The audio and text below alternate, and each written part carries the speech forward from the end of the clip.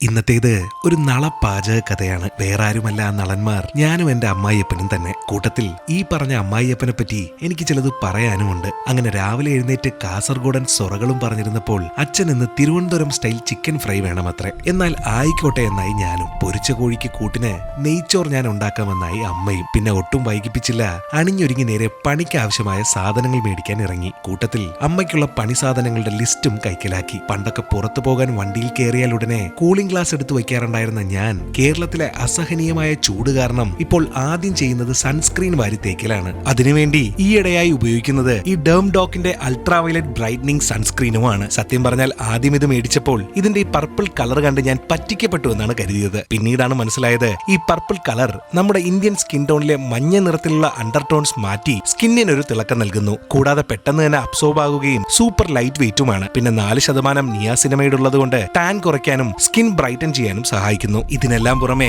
SPF 50 PA3+ ഉണ്ട്. Product ഞാൻ താഴെ ടാഗ് ചെയ്തിട്ടുണ്ട് കേട്ടോ. ഇനിയിപ്പോ കണ്ണിന് പ്രൊട്ടക്ഷൻ കൊടുക്കാതിരിക്കണ്ട എന്ന് കരുതി ഞങ്ങൾ മൂന്നാളും ഓരോ കൂളിംഗ് ഗ്ലാസും ഇട്ട് കാസർഗോഡ് ടൗണിലൂടെ ഒന്ന് ചുറ്റിത്തിരിഞ്ഞ് നേരെ സൂപ്പർ മാർക്കറ്റിലെത്തി ലിസ്റ്റിലുള്ള സാധനങ്ങൾ മേടിക്കാൻ തുടങ്ങി. കഴിഞ്ഞ കഥകളിലൊക്കെ പലരെ പറ്റിയും പറഞ്ഞിട്ടുണ്ടെങ്കിലും ഞാൻ അധികം പറഞ്ഞിട്ടില്ലാത്തത് എന്റെ ഈ അമ്മായിയപ്പനെ പറ്റി തന്നെയാണ്. ഇദ്ദേഹമാണ് മിസ്റ്റർ കുഞ്ഞമ്പു നായർ. പേര് കേട്ടപ്പോൾ ചെറിയൊരു ആശ്ചര്യം തോന്നിയെങ്കിൽ സാരമില്ല. ചിന്നു തന്റെ അച്ഛന്റെ പേര് എന്നോട് ആദ്യമായി പറഞ്ഞ സമയത്ത് എനിക്കും ഇതേ ആശ്ചര്യം തന്നെയായിരുന്നു. കാരണം തെക്കൻ കേരളത്തിൽ ഒട്ടും സുപരിചിതമല്ലാത്തൊരു പേരാണ് കുഞ്ഞമ്പു എന്നത്. അല്ലെങ്കിലും പേരിലൊക്കെ എന്തിരിക്കുന്നു അല്ലെ. 2016 എനിക്ക് എന്റെ അച്ഛനെ നഷ്ടപ്പെടുമ്പോൾ സ്വപ്നത്തിൽ പോലും ഞാൻ കരുതിയിരുന്നില്ല ആ ഒഴിവ് നികത്താൻ ഇങ്ങനെ ഒരാൾ വരുമെന്ന്. സ്ഥിരമായുള്ള ഫോൺ കോളുകളോ കുശലാന്വേഷണങ്ങളോ നമ്മൾ തമ്മിൽ ഇല്ലെങ്കിൽ കൂടെ കാസർഗോഡേക്ക് വരാൻ എന്നെ പ്രേരിപ്പിക്കുന്ന വലിയൊരു ഘടകം ഇദ്ദേഹം തന്നെയാണ്. പിന്നെ കുശലാന്വേഷണങ്ങൾ തീരെ ഇല്ലേ എന്ന് ചോദിച്ചാൽ ഉണ്ട്. അച്ഛൻ വിളിച്ചാൽ ചോദിക്കുന്ന 3 കാര്യങ്ങൾ എനിക്ക് കാണാപ്പാടമാണ്. എവിടെയാണുള്ളത്, ഭക്ഷണം കഴിച്ചോ, പിന്നെ മൂന്നാമത്തേത്